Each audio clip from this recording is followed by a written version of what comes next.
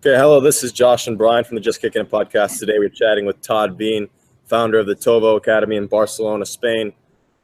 Todd will be presenting at the Next Gen Coaches 24-hour virtual conference hosted by Inspire Coach Education on July 29th, 2017. 24 presentations in 24 hours. I encourage you to go to inspirecoached.com for more details on how you can get access to Todd's presentation and the 23 other presentations from world leaders in coaching and coach education. Todd, great to talk to you again. How are you? I'm doing great. Thanks for the call. Yeah.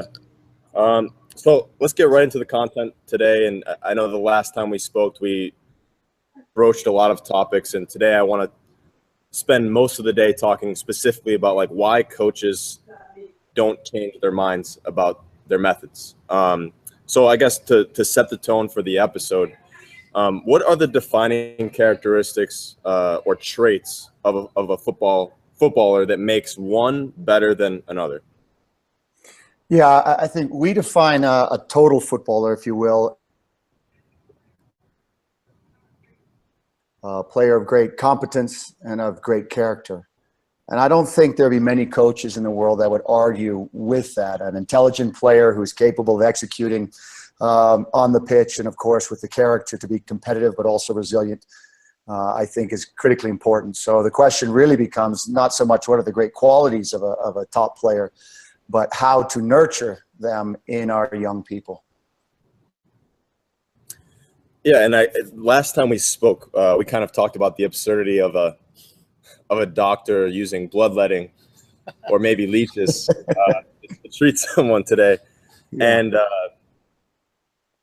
you know, the reason why doctors don't do that is because obviously they have learned through research and different things that that's not the best way to do things. But what you see in football and coaching in particular is that we still use methods like our metaphorical bloodletting. We still use them today. And I think we talked about the topic last time, but I wanted to ask you if you've put any thought as to, because Brian and I talk about this all the time, why coaches still why they still use bloodletting when they know the facts, the research, the science show that not to be the best way. Yeah, I mean, I think there's a quote by Stephen Covey who says, to know and to not do is to not know. And I think what it comes down to really, and I don't know if it's exclusive to coaches, I think this is more a human issue in that when you're asking people to reevaluate or redesign or rethink their practices, you're really in the business of change management. And change management, as many consultants who make a lot of more money than we do doing this for major corporations, will tell you changing people's habits or behaviors is probably the most difficult thing you can do. So I think what happens is it becomes, without intent, it becomes an insult. When you ask somebody or you encourage someone or you demand of somebody in an organization that they change, what they are hearing from you is, what I've been doing isn't good enough for the last 20 years? I won a state cup. I won, the college championship. I recruited great players. I put people in the MLS, or my girls got scholarships. So basically the message, while it is well-intended, comes across from the recipients as an insult of inadequacy. Now, I think great coaches and great leaders and great innovators obviously recognize that what we know today is also going to be woefully inadequate tomorrow. So if we view that as such, we're not going to be insulted. We're going to recognize that our children are going to be smarter. They're going to have access to more technology. They're going to be access to more information on research with respect to learning, applied application of skill sets. They're going to be working in jobs that don't even exist today. And so I think if we embrace change as a constant, then it's less insulting to us. But I think at the bottom line, I've been around the country now. I think what you get is like, I'm doing something. If you're asking me to change, that undermines my very structure and foundation of how I operate in my job, my work, or in this case on the pitch. And that's a big ask. To be fair to people, that is a very, very big ask of them. Well, there's a great article that came out, I think like a year ago in the New Yorker called Why Facts Don't Change People's Minds. And you probably are familiar with it. But one of the last quotes I loved, which was basically that their conclusion with a lot of the studies they showed was, even though people's beliefs have been totally refuted by facts and logic, they still failed to make the appropriate revisions to those beliefs. And I wanted to see you as a coach educator and this as a coaching education course. Does that idea that logic and facts don't influence people the way we think they should, does that change the way we educate, or should it? I think so. I mean, if you come back to the previous point, this is an emotional response. When you're asking people to rethink or redesign their practices, it's a deeply emotional response. And so I think, as you suggested, not that just that article, but most research suggests that people don't make typically logical decisions as much as they make emotional decisions. Some people are more cerebral. They need those facts. They need the scientists to tell us, right? So, a strange example, but I remember the Dalai Lama speaking of the introduction of science. So they hooked up, Buddhist monks to all sorts of electrodes. And guess what they found out? They found out what they've known for thousands of years, that this deep meditation profoundly affects the health, and you can control your own body. As if the Dalai Lama or Buddhist monks needed to know that. But for the Western world, we needed those electrodes and that science to support that. So I think that what happens in soccer is that we need an emotional trigger. And then we need, of course, the foundation to know that this isn't just emotionally illogical, right? And I think that in Western culture, we're much more cerebral. We like the PowerPoints. We like the facts. We like the scientific research. We like the universities doing longitudinal studies so that finally we can be convinced that the sun will come up in the east and set in the west, or that the world is round, right? So I think that's what it's going to take. I mean, if we think about, now being back in my home country, it is even more deep-seated than I had originally thought, the way that we train our young. It's going to take a monumental shift, but it's not going to happen overnight, and it's only going to happen in small pockets, and even smaller than that, it's going to happen with an individual coach doing right by these children, executing in a way that is based upon sound pedagogical principles. And then when the players themselves see this, and the parents themselves see this, there will be 3 coaches or 4 coaches, or ideally a club, or perhaps a region of the country. And I don't expect that change to come from the great administrators, be it at U.S. Soccer or at NSCA. They're doing great work for what they do, administering soccer. I think it's going to come from a coach in Seattle, a pioneer in San Diego, a North Carolina parent maybe, or an educator that says, listen, we can do better, let me try. And then once we prove to people that the children are more engaged, are more talented, are more skillful, then and only then probably will the masses come along. But that's the same in any industry. The masses never come along until a few pioneers stick their neck out. Sometimes they get slaughtered for it, or as my father-in-law said, you're crazy until you're a genius. And so it is. Yeah. I'm wondering if the hypothesis should be, does coaching education change coaches' behaviors instead of prioritizing and gathering coaching education exercises? So I'm wondering, are there any missing pieces to coaching education that revolves around other things other than just the content? And how much maybe do you deliver that within some of the stuff you do? Because coming to the courses for is just content, exercises, what can I do, as opposed to how do I change my behaviors? How do I develop these habits to be able to see as someone that's evolving?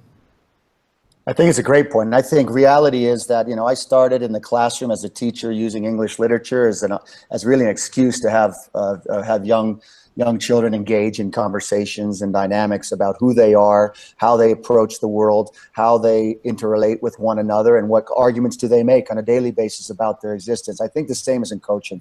I find that when I do coaching courses, I think there are a lot of brilliant minds, far more brilliant than I am, about X's and O's. But the question becomes, am I an educator?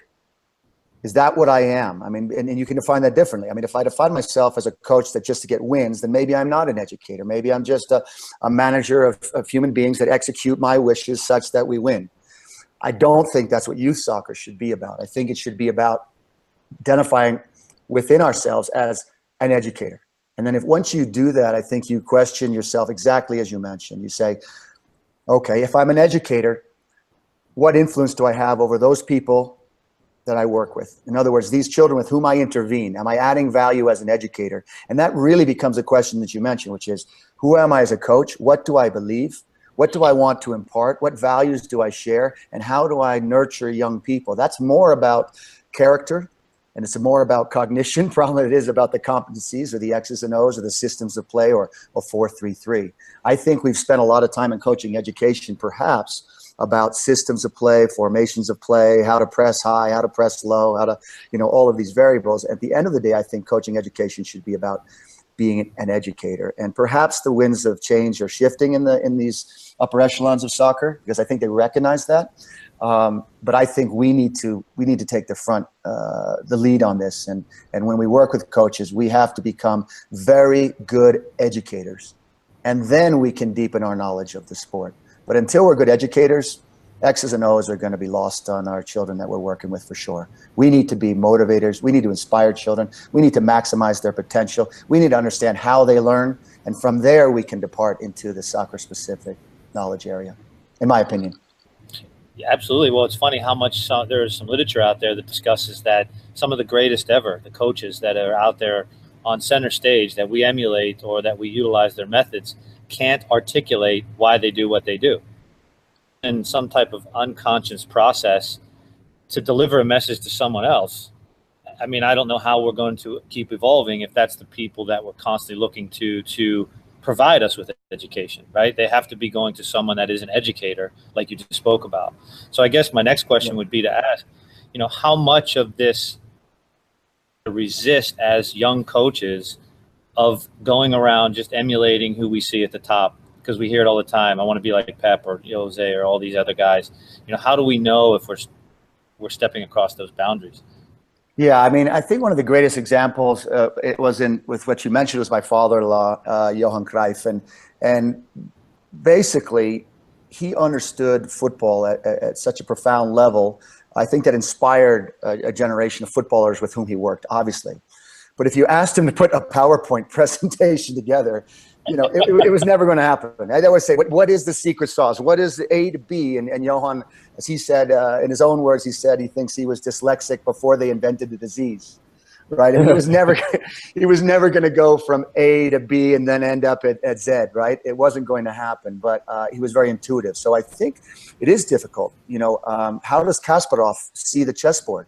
And what we do know from research is often the way that experts articulate what they believe they know and how they do it is not congruous. In other words, they're very poor articulators of the process that actually gets them. So, if you ask a football player how he became a top footballer, he may say, well, my mom fed me porridge, and that's why.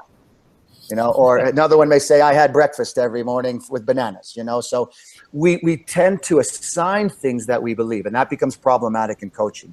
Oh, I must be successful because I had a hard coach. I was successful. My parents yelled at me, so I should yell at my children. All parents should yell at all their kids because that toughens them up.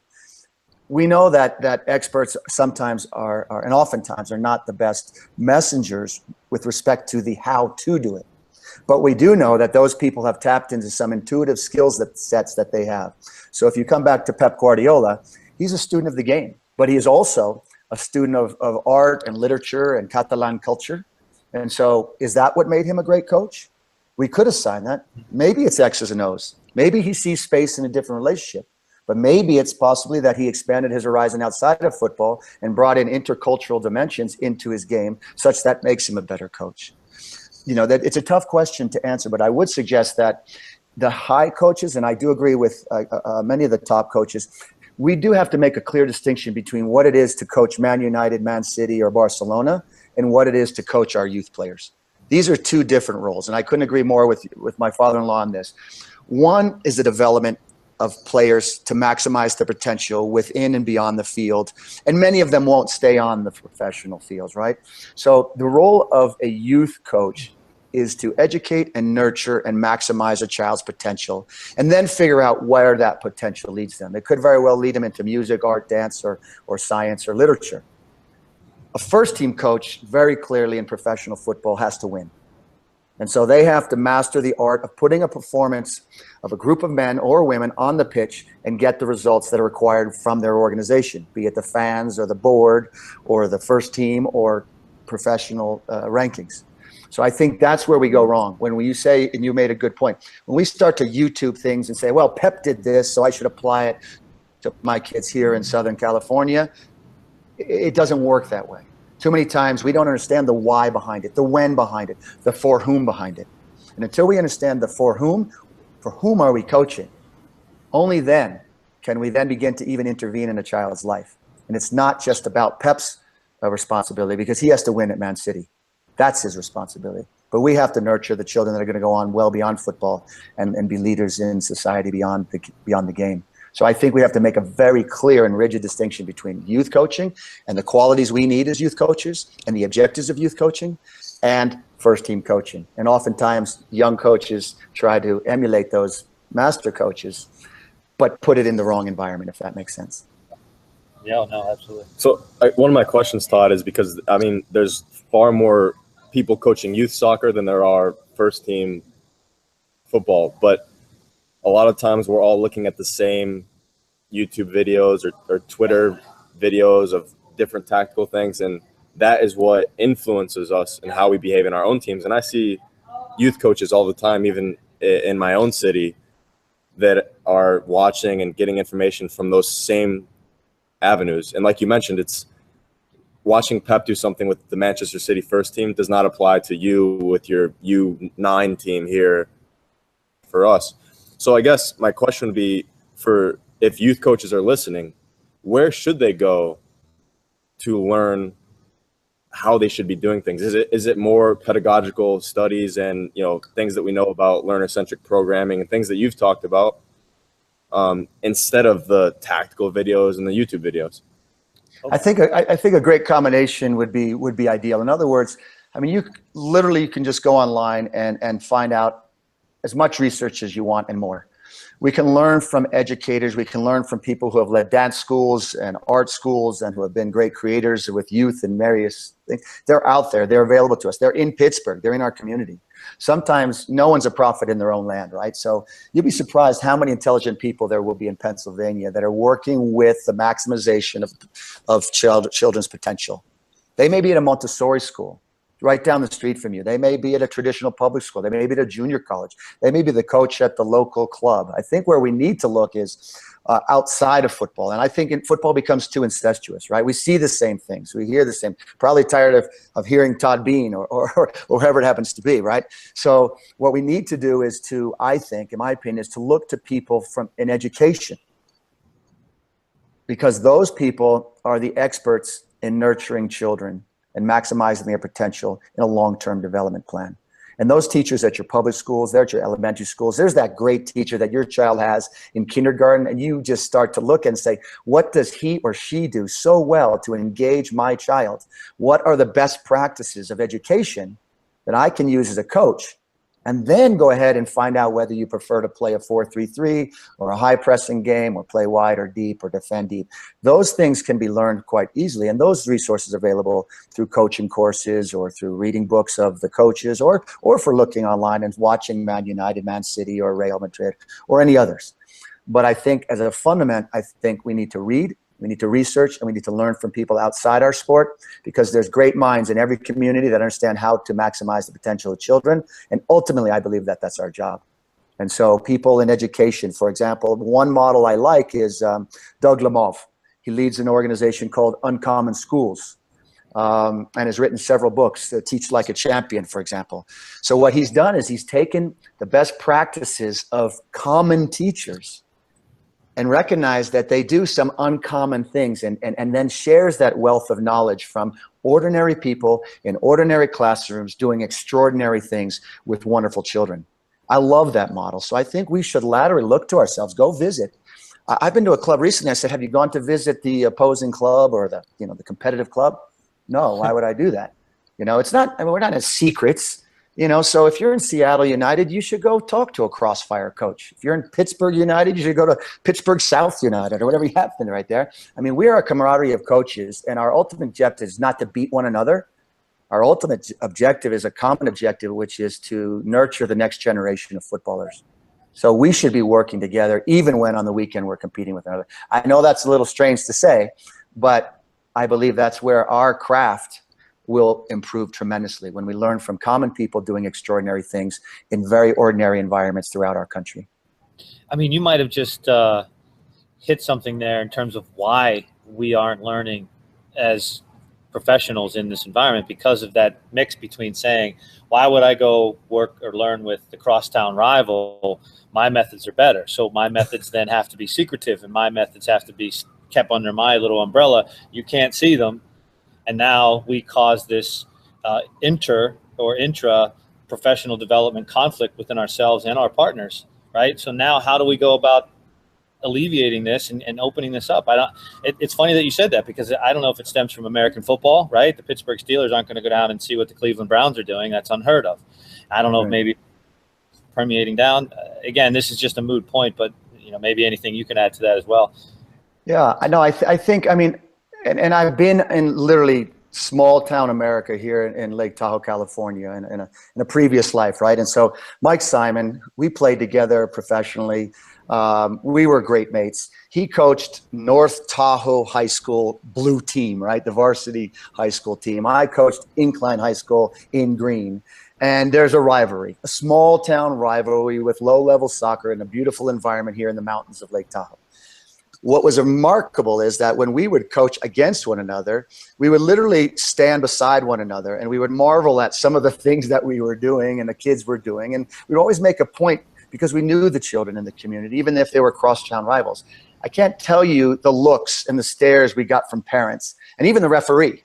When you're standing next to you, we're saying, listen, this is the kids' showcase on a big match, but the coaches are, it changed this dynamic. And I always tell people, listen, if you look at colors, green and red, and you only identify with one color, what are we missing out on? If I look at a football pitch on any given day, and any given weekend, I say, and I consider all of those children on the pitch as my children, wow, it changes the dynamic completely. I don't have to be uptight and anxious like I used to be as a young coach. I can look for the positive. And sometimes the positive is in our side.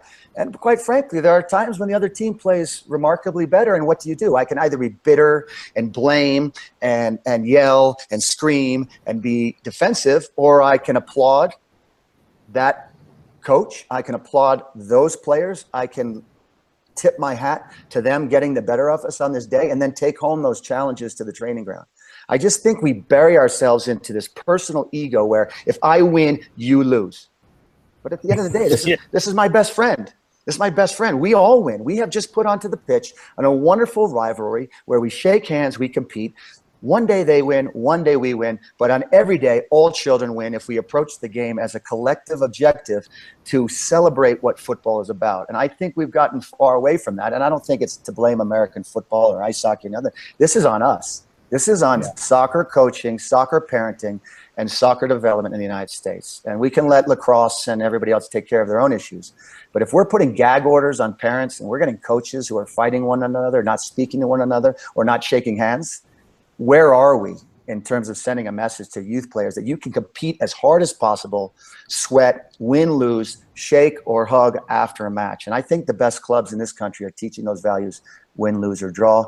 Sometimes maybe the kids perform better in that regard in their character than the coaches on the sidelines. I know that I was very ashamed if I look back on some of my behavior, referees that probably wouldn't want to hear from me again. I have to take ownership for that. That's not on anybody else. That's me being a jerk, or me being irresponsible, or letting my ego drive football. And my kids will tell you, I had a great relationship with my players, but I don't think I was the best behaved player, coach in my younger years. And I think that's on me. That's on me losing sight of what the objective is. The objective is to celebrate this game and of ultimately, handshake to the winner. Well, Todd, do you think it's that vision you just said of everyone looking at the 22 players as my players, even if they're coached by somebody else? Do you think that's, in a sense, idealistic? Because when you look at things like confirmation bias, which is kind of what we're talking about, right? I have tunnel vision. I'm seeking out the information that confirms what I do. And if the other team passes the ball around my team and beats us 3-0, I'm going to blame the referee or something else. I don't want to go and ask him, hey, what do you guys do in training? What can I come watch you for a week or anything like that? So is that something that's just inherently human about us, that we have this bias that we just can't avoid? Or is there a way we can kind of zoom out and have more self-awareness so that we aren't so tunnel visioned? Do you think that's a possibility? I think it's more than a possibility. I think it's a necessity, to be honest with you. I think it's flattery. If a coach, even if it's an opposing coach, says, listen, I'd like to sit down and have a cup of coffee with you, talk about what you're doing. How can we do better? Again, if the objective is to win, then maybe I put on the tunnel vision. Maybe I close the fences. Maybe I put up big barriers and don't let them video or whatnot. I understand that. There is a competitive element of that. Of course, at the highest levels, that's probably relevant.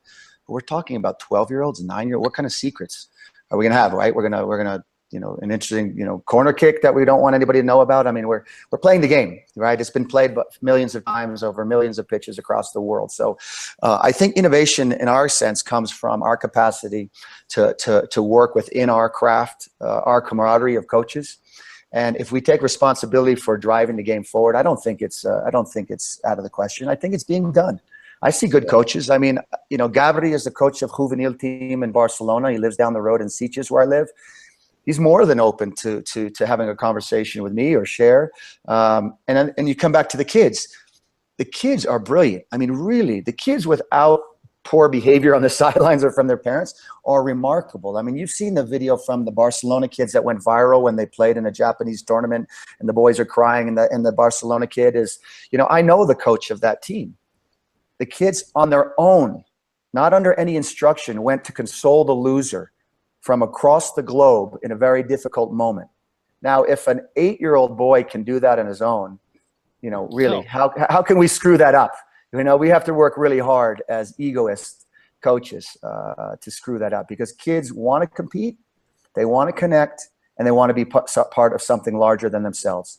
If we take that away from them, from dividing between them and their opponents, and keep in mind, these are the same kids that'll play play for example, Dianza, but then maybe on a regional team. Yeah. These are the same players at the highest level where PK has to play with Madrid players and vice versa. So pretend that these players don't know each other's families, that Xavi can't be friends with Casillas is artificial. It's ridiculous, because behind the scenes, although the press doesn't want to report on it because they like that rivalry, these people, I know from the inside out, they have families, they have children, and they vacation together, and their wives know one another, and they have dinner together. And guess what? On the weekend, they wear different colored jerseys. So if we could have the press and other people know that behind every professional footballer, there's a family, there's a connection, there's a community, and that community crosses over the rivalries that they wear on the weekend, then that would be better to send the message to a common coach like myself in California that, hey, it's okay to be a colleague of my opponent. Yeah. And it is happening, and it should happen more. Well, one of the last questions that I have is, you talked about Pep Guardiola being a student of the game, and obviously that's what we're circumventing here is what it's like to be a student of the game. And the reality of that is that you're going to be confronted with things and information that challenge your own assumptions and beliefs, right? And I wanted to ask you, someone that obviously learns a lot and reads a lot, and you have your own assumptions about things, as we all do. When you are confronted with something that contradicts that, how do you handle that in your brain? Like what kind of triggers you, and maybe how do you evaluate somebody and give their information a chance before immediately disregarding it? Yeah, I mean, I grew up in New England, so you have thick skin through those cold winters, right? So it's going to be pretty hard for someone to offend me, right? I mean, the worst thing that people say is that you're full of crap. Okay, I still have children. I'm still going swimming this afternoon. I mean, that's wonderful. I actually prefer that someone just doesn't swallow the TOVO, training methodology line and then try to implement it without understanding the why or the rationale behind it. And also, the second point is that we need diversity. Just like the natural world needs diversity, football needs diversity. We need different interpretations of the game. So we don't want everybody playing the Icelandic way, and we don't want everybody playing the Italian way or the English way or the German way or the Spanish way. The beauty of the game is the multiple interpretations of the game, and then by manifestation, how we're going to put that onto the pitch. So when somebody confronts my ideology, it's respectful to me. It would be disrespectful just to swallow it, say yes to my face, and then go do no. That we do that a lot, right? Oh, yes, very good, that's wonderful. And then behind my back, you say, this guy's full of crap. Right? I'm from New England. I'd rather have someone come right to my face in Boston style and say, listen, Beane, you're full of crap. I don't believe you. I believe in this, and this is why. It's in that friction that innovation flourishes. And without that friction, we're not going to develop ourselves as craftsmen. So I look at it, anytime somebody comes to me with new ideas or new approach or questions my assumptions, I consider it a compliment. because they actually have enough time and energy and care in their craft to question my assumptions, and ultimately are going to make me rethink my own thoughts on the game. And that's, to be honest with you, I'm not the coach that I was at 24 or 28 or 32 because people have done that for me.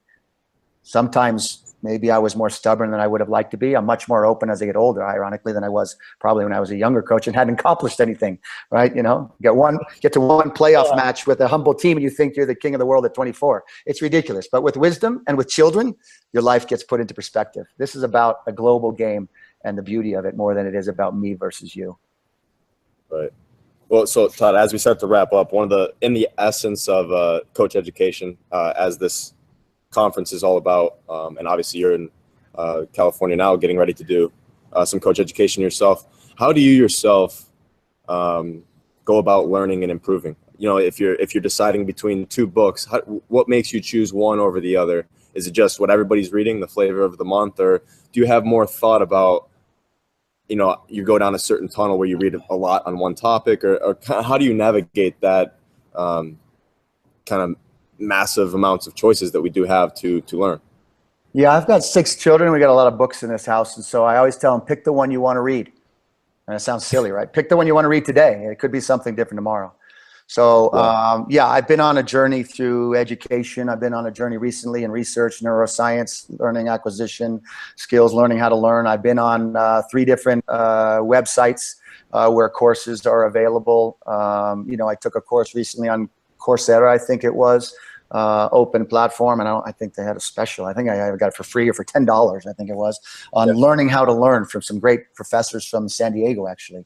And so I always pick what I want to read that night, right? And the beauty is with a tablet or your phone now and an Amazon.com, you know, even if I'm in Spain, I can get an English book, or if I'm in here, I want it in Spanish, I get it covered. So I think what I would implore the coaches listening is get outside of football. Read Mourinho's book, or read Cruyff's book, or Pep's book, or books about them, or Arsene Wenger. Read the people that you aspire to, people that are role models for you, because that will inspire you deeply and profoundly.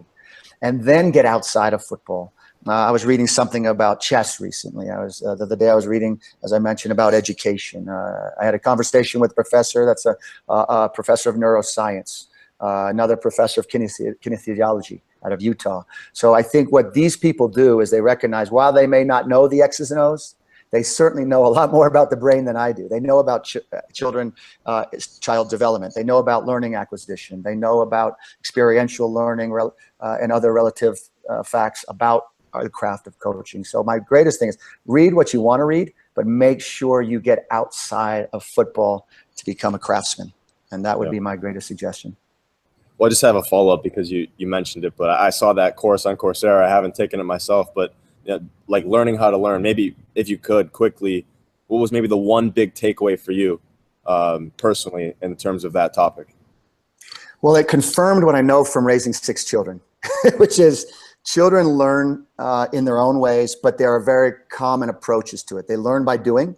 They learn by prototype and refinement. They learn by pattern recognition. They learn through chunking experiences and recalling them when they need to use them again. And they learn best when they're engaged and having fun. So every one of those elements are in that course and more. But particularly, I think that we should look deeper into pattern recognition, because it's something I don't think we're doing. When we change the exercise to make it like Sesame Street, and one exercise has no correlation to the next except for in some sort of bizarre coaching rationalization, then we do a disservice to our players. What we need to do is recognize children learn by pattern. When you give children, naturally they learn by, not just children, we all learn through pattern recognition. So if we can tap into that process and know that if that's how we learn, and if we teach that way, then we are aligning our coaching interventions with the natural learning process. We are going to be that much more effective. Matter of fact, we're going to be exponentially more effective than we currently are. The other thing I do, which I encourage people to do, is just when you're driving through Pittsburgh and you see a field, stop and go watch. Just go watch. Go sit down, have a coffee, I guess. There's plenty of coffee places in the United States. I'm finding out every corner has a coffee shop. And I've watched, I won't name names, but I watched trainings. I watched 5 trainings in Seattle, right after our own training camp. I saw 5 different interpretations under one club of how the game should be taught. My colleague from Barcelona went to the car after 10 minutes because he couldn't believe that actually we were butchering the game the way we were. But I said, I have to watch more just because this is the reality. I watch in San Diego. Everywhere you go, you can find a pitch and you can find players and you can watch somebody doing brilliant things, or you can watch people butchering the game and putting children in situations which are completely out of line with the way they naturally learn. And my colleague, TOVO coach from Barcelona said, this is football abuse, right? This is abuse of the game. You know, I mean, what are we doing? Or dissecting it, and the kids are bored. The most creative component of the training I saw in Seattle was water break, where the kids were actually engaged, right? And having fun and flipping bottles and doing creative stuff. The rest of it was really butchering the way children learn and butchering the game and taking the fun out of it. So, on the flip side, you stumble upon some good coaches working with kids in corners of this country doing really creative things, and you see the kids. You can sense that the kids are there. The passion is there. The learning is happening right before your eyes. Those people we need to bring forth, and they could be famous, or they could just be, you know, Sue, under-12 coach, Southern Pittsburgh, doing brilliant things. We have to give her as much credit as we might give to Johan Cruyff in terms of the way that they are nurturing the people in their charge. But it's free. A lot of it's free. I mean, the books are cheap now these days, right? Everything's coming down. But going to another training and talking to a colleague and having a Skype call, I mean, come on, we have access to the technology that opens up the world. And so, again, this is on us. If we're not taking advantage of our own education, it's on us, because great people are available to us. And we can take advantage of those great minds, certainly within and beyond football. Todd, I just got to ask this question. I was going to hold off, but I got to ask, how hard is it to find something good in any training session you watch when you're looking at it from a practitioner's eyes? Yeah. So I said recently, when you're depressed, there's always opportunity, right? So in Seattle, I was really thinking this one question. I thought, and I'm still on this search, how did it come to this, right? So I'm trying to reverse engineer, like, what book did we all read in Seattle? Who was the greatest influence? I mean, because it doesn't have to be that way. I could have walked onto the pitch and seen a dynamic, engaging, pattern recognition, all these great things, movement, learning in its fantastic environment, kids sweating and thinking and playing and engaging and competing. I could have seen that. But on the depressing side, I don't see that very often. I see that maybe 1 out of every 20 sessions that I've seen back home here in the United States. So I'm wondering, you might guys have to help me with this. I'm reverse engineering and saying, how did that coach come to produce that poor training, that poor intervention? So I came to two realizations. One, his club for which he works, which is a quite popular club in the region, gave him that lesson plan. Then I'm on the road to disaster. Or that coach on his own was left to his own devices out in the field to choose whatever he wants to do, and came to that, which is the same road to disaster. So that's when I get depressed. Either way, these are not good options. Either he was left to his own devices and he was abandoned by his club, which is not good, or he was actually given that lesson plan by somebody who's supposed to be knowledgeable, and that's not good. So on the other hand, you say, this means there's a great opportunity. Right? This means when children are not getting the service that they deserve and are paying good money for, it's an opportunity. It's an opportunity for good coaches to rise to the top, to be role models, to share their knowledge, to help that young coach to come along in their maturation, to give them the freedom to play within the confines of good quality education, but not to isolate them such that they're just picking exercises off YouTube and hoping to put together a coherent and cohesive plan. We are in, quite frankly, if I'm honest about it, depressing, but we're in dire straits. We're putting very poor quality coaching on the pitches around this country. And I wish it weren't so, because I tell people I love this country, but we are not going to produce children of quality on the pitch if this is what we're putting forth. On the flip side, I get excited because it means I've got some work to do. You've got some work to do. Every coach that's listening has work to do. We need to find the greatest coaches, find out best practices from educators, and we've got to change our craft. Otherwise, we're going to be ashamed of it in 10 years' time, and I don't want to be part of that. I want to be much more proud in 10 years when I go back to Seattle and see a completely different training than I would have otherwise, because it's not producing the type of players that we hope. That's powerful. So I've got to leave it at that. I love my country. I love my country. So this is a criticism of me in my craft. I'm not doing well enough in my job. So I have to get on it and influence as many people as I can and take best practices from much more intelligent people than I am and try to get it out through these webinars, these podcasts, and say, listen, let's get on the craft of coaching and let's work together to hone it and perfect it and share that knowledge through every city and every town in the United States. If we do that and not just blame Sunil Gulati for our woes, then we're going to be better for it.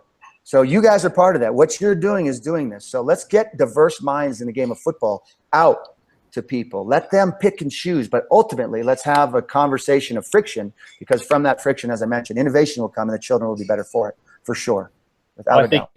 I think you just laid the groundwork for the question that we need to start now asking more about is, you know, what was the genesis of this? You know, what got this started, right? Instead of just. Do you guys know? Do you know? Because I haven't figured it out.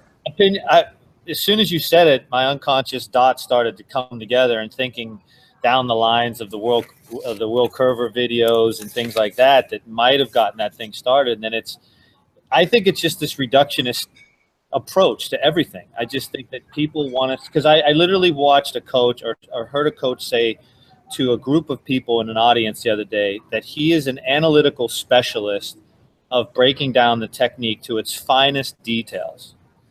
And I started to think about that, and I started thinking, well, okay, now how do you train that? You saying that, but how do you train that? And what I envisioned was this cone exercise with lines and kids and a couple of balls, and it was just a mess. So I don't know if it's coming from empirical literature. I don't know if it's because we want to be more research based, but that's usually how this gets started, right? This reductionist type approach to breaking down the game, instead of starting at the top and working our way down. I don't know. I think, yeah. But that reductionist approach led U.S. education to the depths of despair. Let's be honest with you. We hit rock bottom. Yes. I mean, we're the most industrialized, wealthy country in the world, but yet our education and our public education, even our private education, it was woefully inadequate. So what happens? My uncle, many years ago, he's passed away now, but he was an alcoholic for a good portion of his life, for half of his life, until he was 40, and he gave it up. And I remember him saying, listen, I was not willing to change until I lost everything, until I hit rock bottom, until I was so pathetic that I disgusted myself.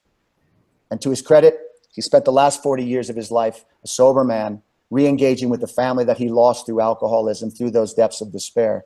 Public education has gone through that, and I'm hopeful with people like Doug Lemov and other great leaders. We've come out, and the public education has come and hit rock bottom and coming out. They are really thinking of innovative ways to tap into our diverse community of children in different regions in which we work. And I think they're coming out of that depth into some really inspiring schools around the country. Now, I'm hopeful that if we can find those inspiring soccer schools around the country or soccer coaches, that we'll do the same. But we have to be honest with ourselves. What we're putting on the pitch in terms of coaching, intervention, which is what I call it. I mean, if we are going to intervene in a child's life, we better know that we add value. We better not just assume, as you made reference to, that I add value just because I'm blowing a whistle or I'm dissecting the game into disparate parts.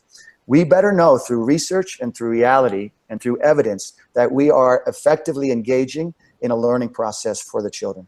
If we can't say that, then we have no reason to believe that we are actually intervening in a positive way. We're just there. So the best thing could be is we're there for a child. So what we need to do, in my opinion, is we have to recognize that we are woefully inadequate as coaches, myself included. I've got to learn from you. I've got to learn from other people. I've got to learn from people who don't necessarily agree with me. And we need to have these conversations, and we need to look for best practices, and we need to find out, we need to do this. Until we recognize that that paradigm that has dominated our culture in the United States for the last 35 years is ineffective, we're going to stay ineffective for the next 35 years because we keep ringing the same bell. Oh, in 35 years, we'll produce, an Iniesta, right?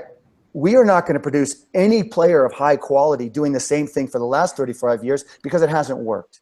This paradigm of just technique will lead you to the kingdom of Barcelona football doesn't. And the irony is that they're not doing that. The best in the world, the two best academies in the world, Ajax and Barcelona, as evaluated by the European Club Association, do nothing what we do in California. So I'm like, I can understand, like, hey, if we produced Iniesta and Xavi and Cruyff and Van Basten and all these others, we could say, hey, great. I mean, maybe we can say that with LeBron James and Steph Curry in basketball, but we can't even rest on the laurels of success. We've had zero success. We've had no success at the international game. We've had one U.S. player to play at the highest levels of the game. I'm not talking about Fulham. I'm sorry for the people from Fulham. I'm not talking about putting a Casey Keller or a Howard in there, because our goalies have probably achieved more than our field players.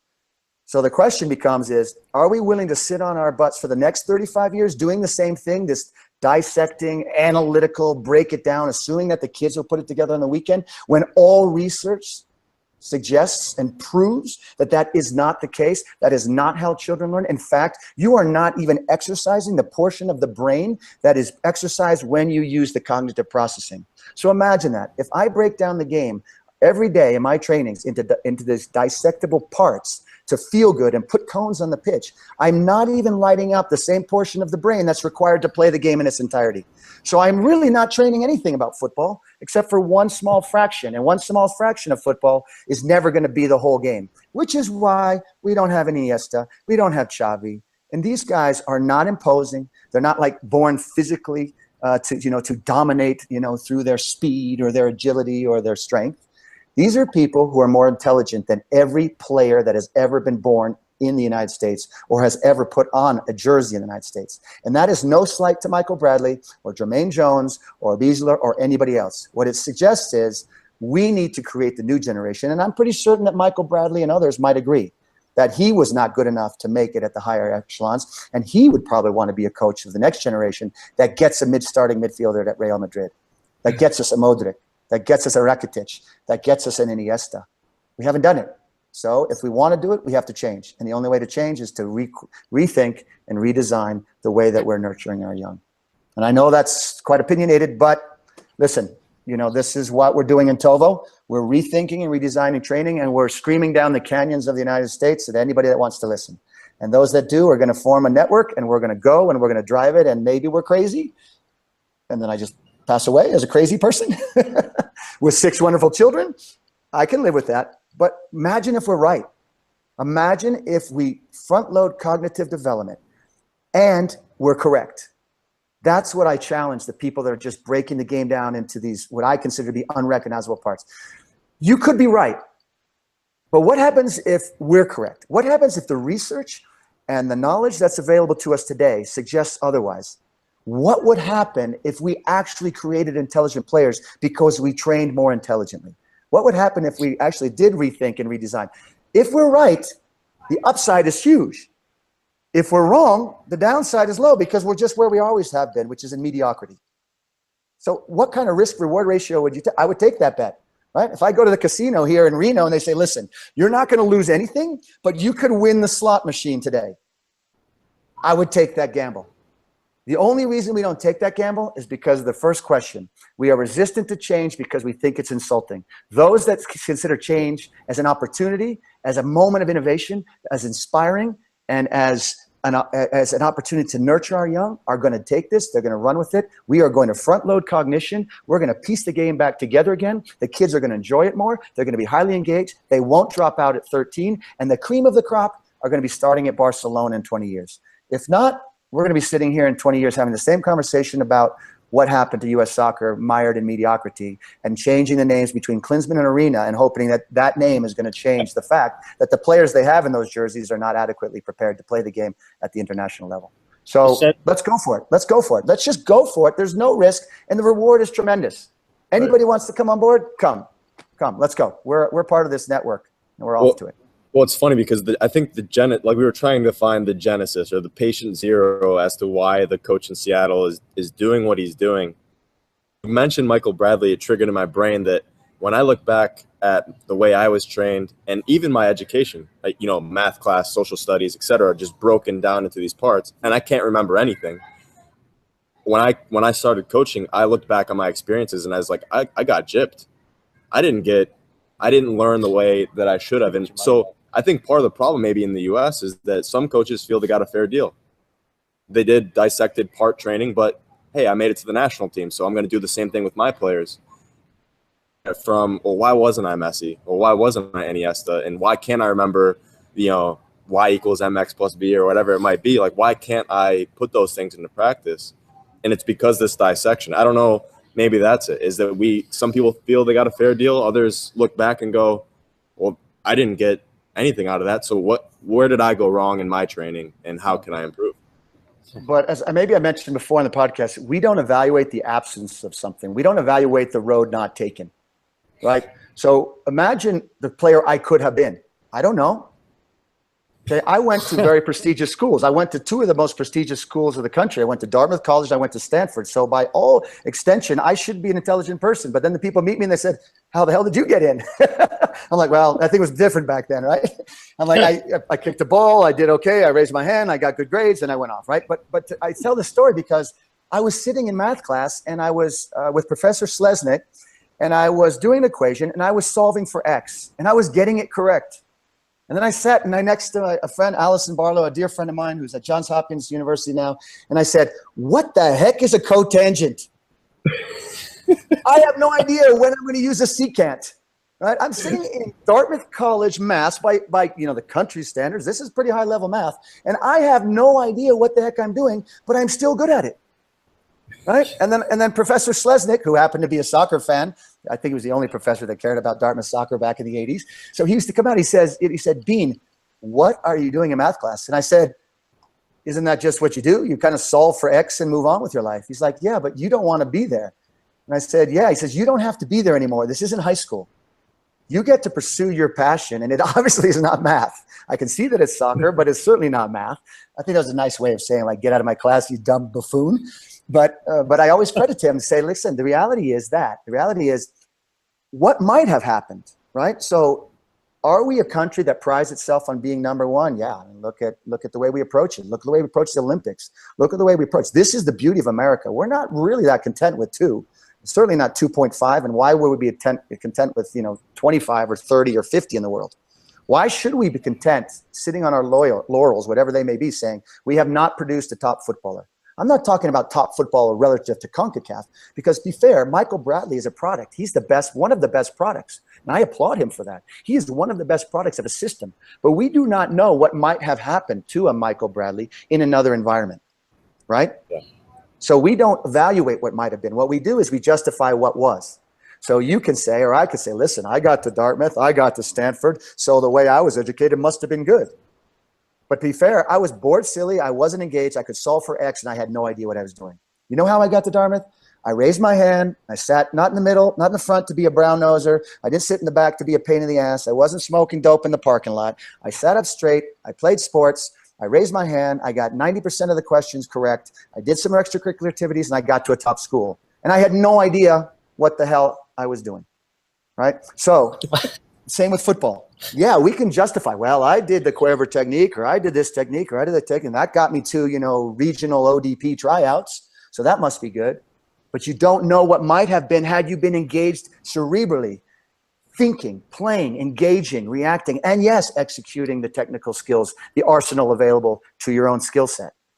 That's the player that in the future is going to be different. And we will look back, if we do it right, and only if we do it, we will look back and say, thank you to Claudio Reyna. Thank you to Michael Bradley. Thank you, Josie Altidore. You were brilliant for your age. But now we are 2025 and 28 or 35, and our players are playing at the highest level. And thanks to the work of Alexi Lalas and Richie Williams and all these other pioneers of the game in the U.S., we were capable of taking the next leap. And Alexi Lalas will look back and say, I'm proud to be part of something that led to the Iniesta of the world coming from my home country. And we all want that. So all we have to do is be critical of ourselves today and prepare for a better future by changing the way that we're doing our current operations. And then, and only then, are we going to be able to say that we have done things differently. But more than differently, we're going to do things more effectively. So now that we unveiled our collective intelligence in math, yeah, that was it. That was it. Webinar's over. The irony of this is your presentation is on the intelligent training, the architecture of total development. So I was wondering if you could give us a little bit of idea of what the listeners and viewers are going to get from your presentation.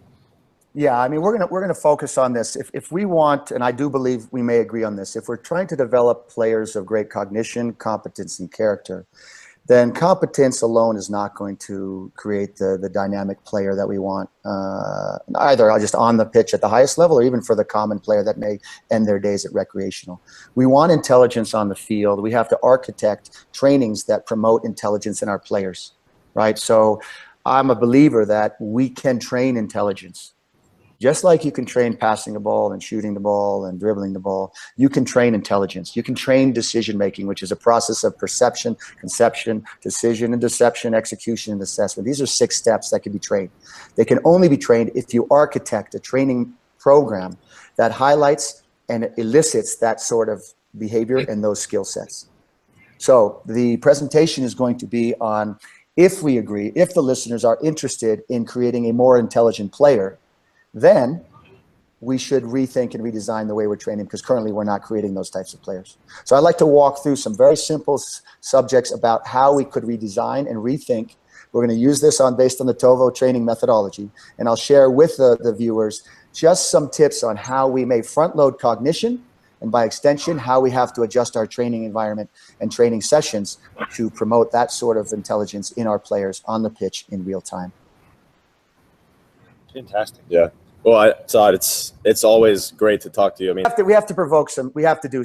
There's got to be. We have to provoke something, as I said, and respect all. I think if we're not provoking thought in our craft, then we're not becoming better coaches. So I appreciate you being tolerant of my pretty strong, maybe not as strong as Johan's opinions on the game, but certainly I think we need to take a stand and share this vision with as many people who are willing to listen and entertain it.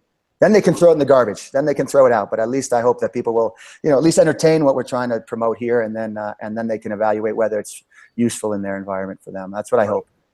Right. Well, again, it's always great to chat with you, and I look forward to the next time we get to do so. But I also can't wait to watch your presentation, which is coming up pretty soon here in a couple of days. So again, good luck with the courses in the States as you finish up, and yeah, we look forward to the next time we get to have another chat. Thank you for your time. Yeah. All right. You take care of the kids in your area, right? We will. We will. Yeah. Have fun.